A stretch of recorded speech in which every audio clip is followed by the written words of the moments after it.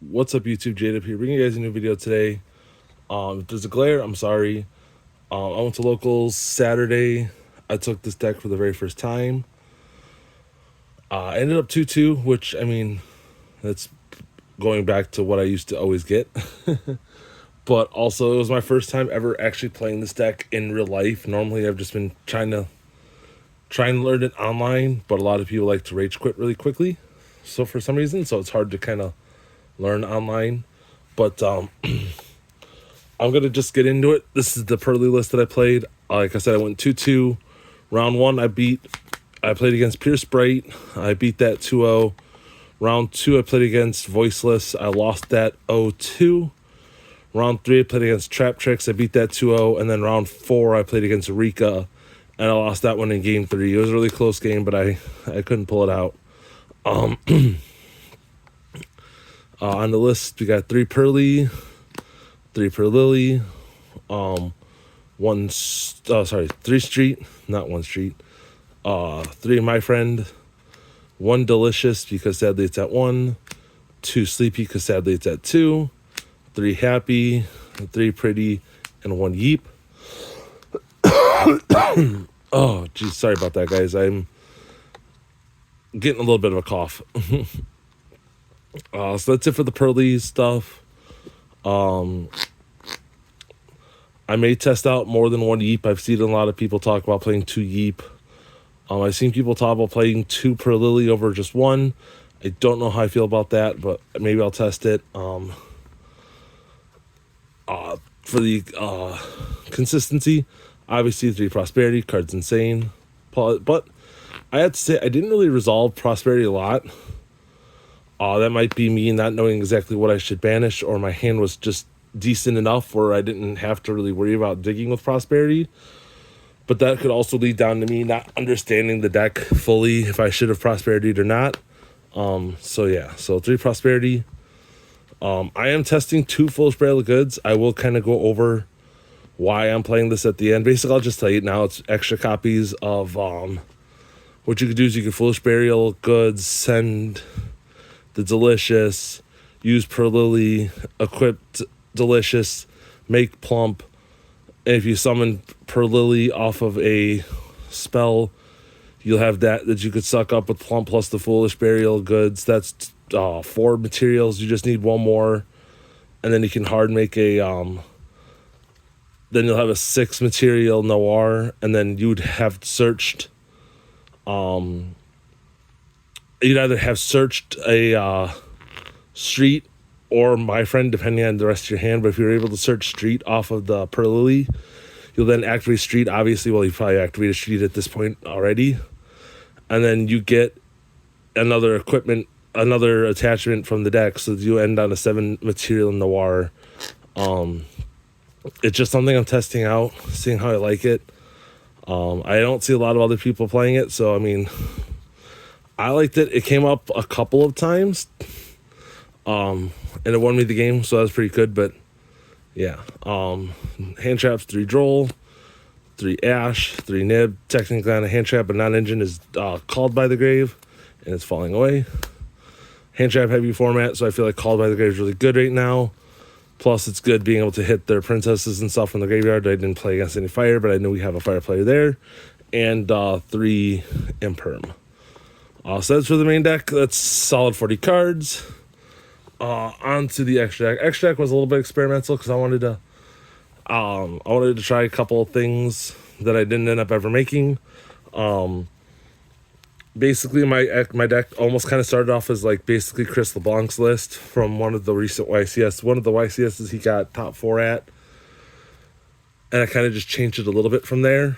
So on the extra deck, obviously the 1 Purrely, the 1 Baby Noir. I played 1 Beauty, but I'm probably gonna bump Beauty up to 2 again, and I'll show you why I played 1. 2 Happiness, and then 2 Noir. Double Noir did come up a few times in a couple matchups, but again, I'm not fully like that knowledgeable with the deck, so I mean, I could have done things differently, but I didn't need it. Nightingale, Downard, Zeus, the Zeus package. I didn't actually make the Zeus package at all that day, last locals. I know it's good. I was either in the not position a position where I didn't need to make it, or I had the ability to make it, and I kind of thought I had a little bit too much, and I ended up making a Purrely exceed, and then I kind of fucked myself. So misplays happen. Obviously got the one Typhon. I didn't make Typhon at all. I haven't really made Typhon all that much in any deck really, but Typhon's always good to just have around just in case. I don't go into him a lot in anything, but when I do, he can win the game. Anima SP, use this a lot. It was really good. And last time, at least, I played Dark and Nightmare Unicorn.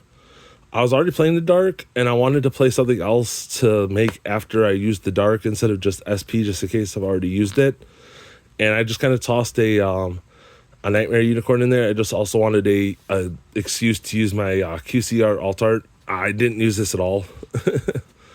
It never came up.